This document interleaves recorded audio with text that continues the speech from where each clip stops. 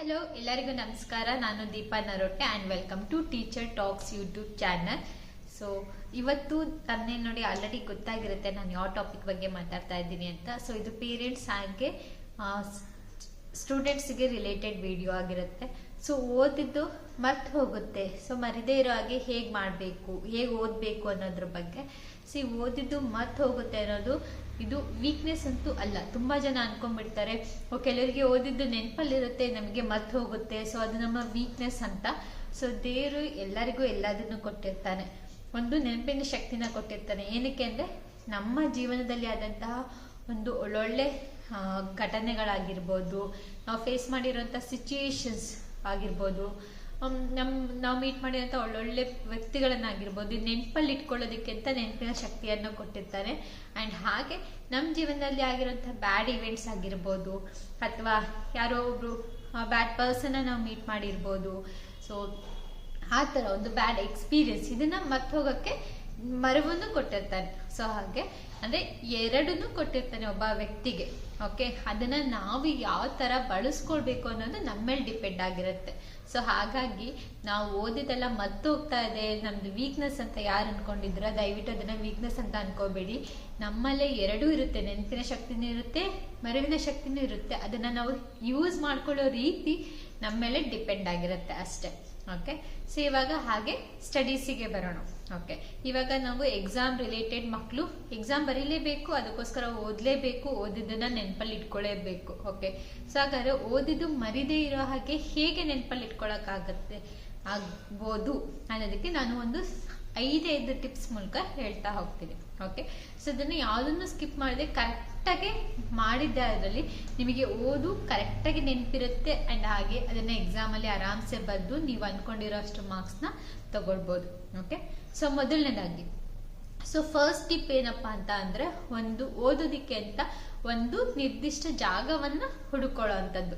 Okay, ಒಂದು correct spot ಇರಬೇಕು specific ಆಗಿ. ಓಕೆ, ಅಂದರೆ ನೀವು ಆಯ್ಕೆ ಮಾಡ್ಕೊಳ್ಳೋ ಅಂಥ ಪ್ಲೇಸ್ ಹೇಗಿರಬೇಕು ಅಂದರೆ ಸೊ ಅಲ್ಲಿ ಆದಷ್ಟು ಗಾಳಿ ಬೆಳಕು ಎಲ್ಲ ಇರಬೇಕು, ಯಾವುದೇ ರೀತಿ ಡಿಸ್ಟ್ರಾಕ್ಷನ್ಸ್ ಇರಬಾರ್ದು. ಅಂದರೆ ಮ್ಯೂಸಿಕ್ ಆಗಿರ್ಬೋದು, ಈ TV ಆಗಿರ್ಬೋದು, ನಿಮ್ಮನ್ನು ಅಟ್ರಾಕ್ಟ್ ಮಾಡೋ ಅಂಥದ್ದು ಯಾವುದೇ ಒಂದು ಡಿಸ್ಟರ್ಬೆನ್ಸ್ ಮಾಡೋ ಅಂಥದ್ದು ಇರಬಾರ್ದು. ಓಕೆ, ಆ್ಯಂಡ್ ಹಾಗೆ ನೀವು ಯಾವ ಜಾಗನ ಸೆಲೆಕ್ಟ್ ಮಾಡ್ಕೊಳ್ತೀರಾ ಆ ಜಾಗ ಹೇಗಿರಬೇಕು ಅಂದರೆ ನಿಮ್ಮನ್ನ ಮೋಟಿವೇಟ್ ಮಾಡೋ ಹಾಗಿರಬೇಕು ಓದೋದಿಕ್ಕೆ. ಅದಕ್ಕೆ ಏನು ಮಾಡಬೇಕು ಅಂದರೆ ಈಗ ಒಂದು ಜಾಗನ ನೀವು ಹುಡ್ಕೊಂಡಿದ್ದೀರಾ ಅಂದರೆ ಆ ಜಾಗದಲ್ಲಿ ಒಂದಿಷ್ಟು ವಾಲ್ ಹ್ಯಾಂಗಿಂಗ್ಸ್ ಅಥವಾ ವಾಲ್ ಪೇಪರ್ಸ್ನ ಹಾಕ್ಕೊಳ್ಳಿ. ಅದು ಯಾವ ರಿಲೇಟೆಡ್ ಅಂದರೆ ನಿಮಗೆ ಯಾವುದೋ ಗೋಲ್ ಇರುತ್ತೆ. ಈಗ ಡಾಕ್ಟರ್ನ ಆಗಬೇಕು ಅಂತ ಗೋಲ್ ಇದೆಯಾ, ಯಾರೊಬ್ರು ಫೇಮಸ್ ಡಾಕ್ಟರ್ನ ಫೋಟೋನ ಹಾಕ್ಕೊಳ್ಳಿ. ಓಕೆ, ಹಾಗೆ ಸ್ಪೋರ್ಟ್ಸ್ ಮೆನ್ ಅಂದರೆ ಬೈಕ್ಗಳನ್ನ ಹಾಕ್ಕೊಳ್ಳಿ. ಓಕೆ, ಸೊ ಈ ಥರ ನಮ್ಮನ್ನ ಗುರಿ ಹತ್ರ ಯಾವಾಗಲೂ ಅದು ನೋಡಿದಾಗ ನಮಗೆ ಎನ್ಕರೇಜ್ ಆಗಬೇಕು. ಓಕೆ, ಎನ್ಕರೇಜ್ಮೆಂಟ್ ಸಿಗ್ಬೇಕು ನಮಗೆ ಅದರಿಂದ. ಸೊ ಆ ಥರ ಒಂದು ಸ್ಪೆಸಿಫಿಕ್ ಆಗಿ ಯಾವುದೋ ಫೋಟೋಗಳನ್ನು ಅಥವಾ ಯಾವುದೋ ರಿಲೇಟೆಡ್ ಬುಕ್ಗಳನ್ನು ನಿಮಗೆ ಇಷ್ಟ ಆಗಿರೋ ಥರದ್ದು ಯಾವ್ದಾದ್ರು ಒಂದು ಹಾಕ್ಕೊಳ್ಳಿ. ಓಕೆ, ಸೊ ಅದು ನಿಮ್ಮನ್ನೇ ಯಾವಾಗಲೂ ಮೋಟಿವೇಟ್ ಮಾಡುತ್ತೆ.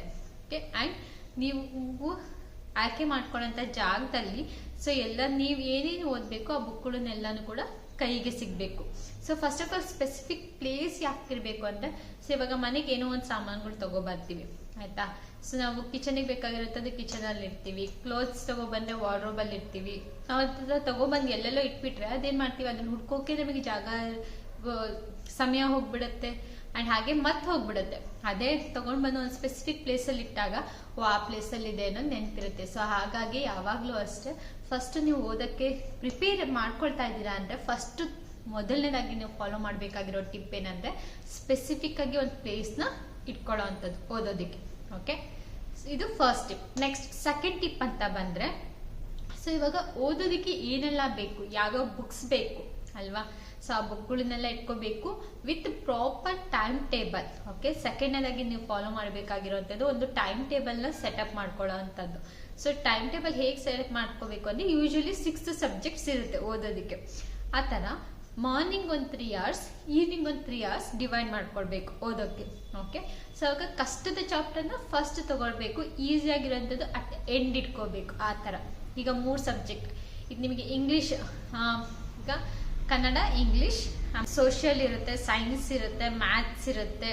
ಓಕೆ, ಸೊ ಈ ಥರ ಮತ್ತೆ ಇನ್ಯಾವುದಾದ್ರು ಒಂದು ಲ್ಯಾಂಗ್ವೇಜ್ ಇರುತ್ತೆ ಅಂದರೆ ಸೊ ಫಸ್ಟಿಗೆ ಯಾವ್ದಾದ್ರು ಒಂದು ಸೈನ್ಸ್ ಇಟ್ಕೊಳ್ಳಿ, ಮತ್ತೆ ಅದು ಇನ್ನೊಂದು ಯಾವ್ದಾದ್ರು ಲ್ಯಾಂಗ್ವೇಜ್ ಇಟ್ಕೊಳ್ಳಿ, ಇನ್ನೊಂದು ಸ್ವಲ್ಪ ಈಸಿ ಆಗಿರೋ ಸಬ್ಜೆಕ್ಟ್ ಇಟ್ಕೊಳ್ಳಿ, ಮತ್ತೆ ಸಂಜೆ ಟಫ್ ಇರೋ ಸಬ್ಜೆಕ್ಟ್ನ ಫಸ್ಟ್ ಇಟ್ಕೊಳ್ಳಿ, ನೆಕ್ಸ್ಟ್ ಮಾಡರೇಟ್ ಆಗಿರೋಂಥದ್ದು, ನೆಕ್ಸ್ಟ್ ತುಂಬಾನೇ ಈಸಿ ಆಗಿರೋಂಥದ್ದು.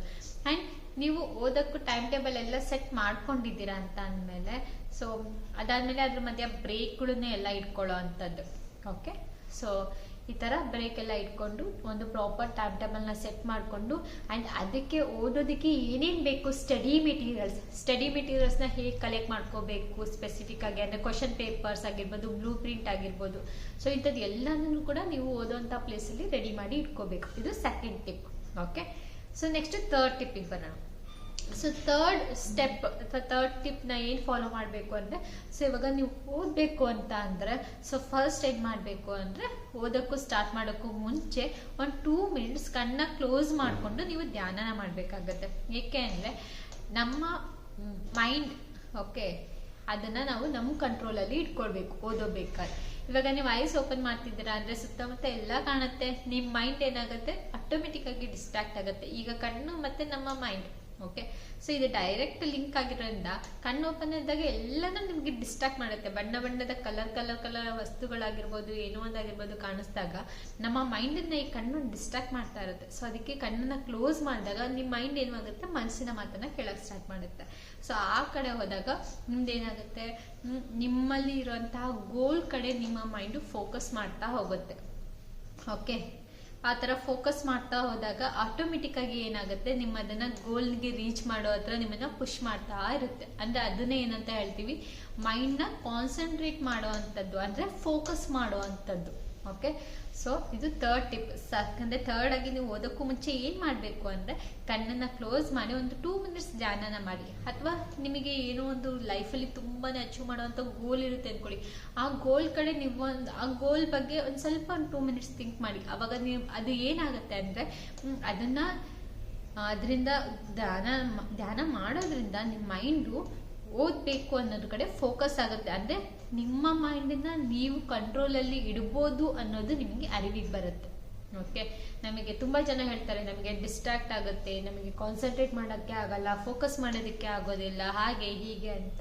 ಇಲ್ಲ, ನಿಮ್ಮ ಮೈಂಡಿನ ಒಂದು ಟೈಮ್ ನೀವು ಈ ಥರ ಮಾಡಿ ನೋಡಿ, ನಿಮ್ಮ ಮೈಂಡ್ ಫೋಕಸ್ ಆಗುತ್ತೋ ಇಲ್ಲೋ ಅನ್ನೋ ಚೆಕ್ ಮಾಡಿ, ನಿಜವಾಗ್ಲೂ ಫೋಕಸ್ ಆಗೇ ಆಗುತ್ತೆ.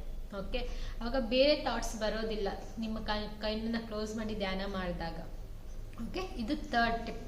ನೆಕ್ಸ್ಟ್ ಇವಾಗ ಸ್ಟಡೀಸಿಗೆ ಬಂದರೆ ಹೇಗೆ ಓದಬೇಕು. ಓಕೆ, ನಾನು ಅದಕ್ಕೆ ರಿವಿಷನ್ ಮೆಥಡ್ ಅಂತ ಒಂದು ವಿಡಿಯೋ ಮಾಡಿದ್ದೀನಿ, 3-2-1 ರಿವಿಷನ್ ಮೆಥಡ್ ಅಂತ. ಇನ್ ಡೀಟೇಲ್ ನೀವು ಅದನ್ನು ಕೂಡ ನೋಡ್ಬೋದು. ಓಕೆ, ನಾನು ಲಿಂಕ್ ಬೇಕಾದ್ರೆ ಹಾಕಿರ್ತೀನಿ. ಸೊ ಅಂದರೆ ನೀವು ಓದಬೇಕಾದ್ರೆ ಹೇಗೆ ಓದಬೇಕು ಅಂದರೆ, ಫಸ್ಟು ಒಂದು 3 ಟೈಮ್ಸ್ ಜೋರಾಗಿ ಓದಿ, ಲೌಡಾಗಿ, ಬಾಯಲ್ಲಿ ಪ್ರೊನೌನ್ಸಿಯೇಷನ್ ಬರಬೇಕು. ಓಕೆ, ಸೊ ಓದ್ತಾ ಇದ್ದೀರಾ ಅಂದರೆ ನೀವು ಹೊಸ ವರ್ಡ್ನ ಕಲಿತಾ ಇರ್ತೀರಾ, ಹೊಸ ಪ್ರೊನೌನ್ಸಿಯೇಷನ್ ಮಾಡ್ತಾ ಇರ್ತೀರಾ, ಹೊಸ ಪ್ಯಾರಾಗ್ರಾಫ್ನ ಕಲಿತಾ ಇರ್ತೀರಾ ಅಲ್ವಾ. ಸೊ ಅದೆಲ್ಲ ನಿಮ್ಮ ಮೈಂಡಿಗೆ ಬರಬೇಕು, ನಿಮ್ಮ ಬಾಯಿಗೆ ಹೇಳಕ್ ಬರಬೇಕು, ಮೈಂಡಲ್ಲಿ ಅರ್ಥ ಆಗಿ ಬಾಯಲ್ಲಿ ಅದನ್ನು ಹೇಳಕ್ ಬರಬೇಕು. ಸೊ ಹಾಗಾಗಿ ಏನನ್ನೇ ನೀವು ಹೊಸದನ್ನ ಓದ್ತಾ ಇದ್ದೀರಾ ಅಂದರೆ ಒಂದು 3 ಸರಿ ಜೋರಾಗಿ ಓದಿ ಅದನ್ನು ಬಾಯಿ ಬಿಟ್ಟು.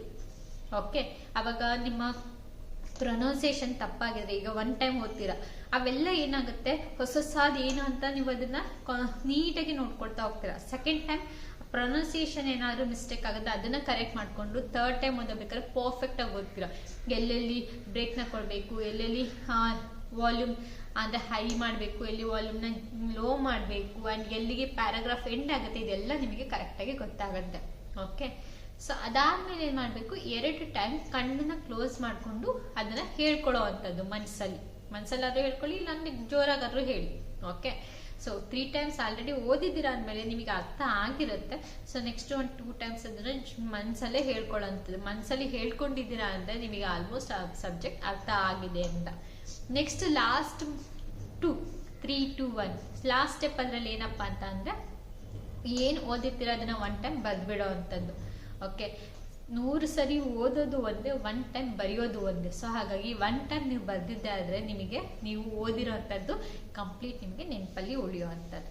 ಓಕೆ, ಸೊ ಇದು ಟಿಪ್ ನಂಬರ್ 4.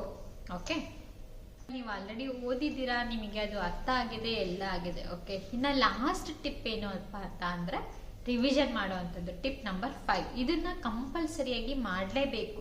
ಇವತ್ತಿನ ದಿವಸ ಏನು ಓದಿದ್ದೀರಾ, ಓಕೆ, ಒಂದು ಜಾಗದಲ್ಲಿ ಕುತ್ಕೊಂಡು ಟೈಮ್ ಟೇಬಲ್ ಪ್ರಕಾರ ನಿಮ್ಮ ಮೈಂಡ್ನ ಕಾನ್ಸಂಟ್ರೇಟ್ ಮಾಡಿಕೊಂಡು ನೀವು ಹೊಸ ಸಬ್ಜೆಕ್ಟ್ನ ಓದಿ ಅರ್ಥ ಮಾಡಿಕೊಂಡು ಬರ್ದಾಗಿದೆ, ಓಕೆ, ಅದಿಷ್ಟಕ್ಕೆ ಬಿಡಬಾರ್ದು. ಓಕೆ, ಸೊ ನೆಕ್ಸ್ಟ್ ಏನು ಮಾಡಬೇಕು ಅಂದರೆ ರಿವಿಷನ್. ಈ ರಿವಿಷನ್ ಹೇಗಿರಬೇಕು ಅಂದರೆ, ನೀವು ಕಂಪ್ಲೀಟ್ ಏನು ಓದಿ ಬರ್ದಿರ್ತೀರ, ನೀವೊಂದು ಅರ್ಧ ಗಂಟೆ ಓದಿರೋದನ್ನ 30 ನಿಮಿಷಗಳಲ್ಲಿ ಏನು ಓದಿರ್ತೀರ ಅದನ್ನ 3 ಮಿನಿಟ್ಸಲ್ಲಿ ರಿವೈಸ್ ಮಾಡಬೇಕು. ಆ ಥರ ನಿಮಗೆ ಪರ್ಫೆಕ್ಟ್ ಆಗಬೇಕು. ಓಕೆ, ಆ್ಯಂಡ್ ಇದನ್ನು ಸ್ಟಾರ್ಟಿಂಗ್ ಏನು ಮಾಡಬೇಕು ಅಂದರೆ, ನೀವು ಯಾವುದೋ ಒಂದು ಸಬ್ಜೆಕ್ಟ್ ಓದಿರ್ತೀರ, ಅರ್ಥ ಮಾಡ್ಕೊಂಡೆಲ್ಲ ಬರ್ದಾಗಿರುತ್ತೆ ಅಂತ 3 ಡೇಸಿಗೆ ಒಂದ್ಸರಿ ರಿವೈಸ್ ಮಾಡ್ತಾ ಹೋಗಿ. ಓಕೆ, 3 ಡೇಸಿಗೆ ಒಂದ್ಸರಿ ರಿವೈಸ್ ಮಾಡ್ತಾ ಬನ್ನಿ. ಆಮೇಲೆ ಅದನ್ನು ನೀವು ವೀಕ್ಲಿ ಒನ್ಸ್ ಮಾಡ್ಬೋದು, ಆಮೇಲೆ 15 ಡೇಸಿಗೆ ಒನ್ಸ್ ಮಾಡ್ಬೋದು, ಈ ಥರ ಮಾಡ್ಬೋದು. ಆ್ಯಂಡ್ ಎಕ್ಸಾಮಿನ ಹಿಂದಿನ ದಿನ ಮಾತ್ರ ನೀವು ಏನೇ ಓದಿದ್ರು ಕಂಪ್ಲೀಟ್ 1 ಟೈಮ್ ಅದನ್ನು ಓದಿ, ಇನ್ನೊಂದು ಟೈಮ್ 1 ಅವರ್ ತಗೊಂಡಿದ್ದನ್ನು 30 ಮಿನಿಟ್ಸ್ ಬರೋ ಹಾಗೆ 1 ಟೈಮ್ ಓದಬೇಕು. ಅದಾದಮೇಲೆ 3 ಮಿನಿಟ್ಸ್ ಬರೋ ಹಾಗೆ 1 ಟೈಮ್ ಆಗಬೇಕು. ಎಕ್ಸಾಮಿನೇಷನ್ ಹಾಲ್ಗೆ ಎಂಟರ್ ಆಗೋಕ್ಕೂ ಮುಂಚೆ ನಿಮ್ಗೆ 3 ಟೈಮ್ಸ್ ರಿವಿಷನ್ ಆಗಿರಬೇಕು. ಆವಾಗ ನಿಮಗೆ ಪರ್ಫೆಕ್ಟ್ ಆಗಿ ಎಲ್ಲೂ ಮಿಸ್ಟೇಕ್ ಇಲ್ಲದೆ ಕಾನ್ಫಿಡೆನ್ಸಲ್ಲಿ ನೀವು ಎಕ್ಸಾಮ್ನ ಫೇಸ್ ಮಾಡ್ಬೋದು. ಆ್ಯಂಡ್ ಹಾಗೆ ಓದಿದ್ದು ಕಂಪ್ಲೀಟ್, ಏಕೆಂದರೆ ಓದಿದ್ದು ಕಂಪ್ಲೀಟ್ ನಿಮಗೆ ಮೆಮೊರಿಯಲ್ಲಿ ಇರುತ್ತೆ ಆಲ್ರೆಡಿ.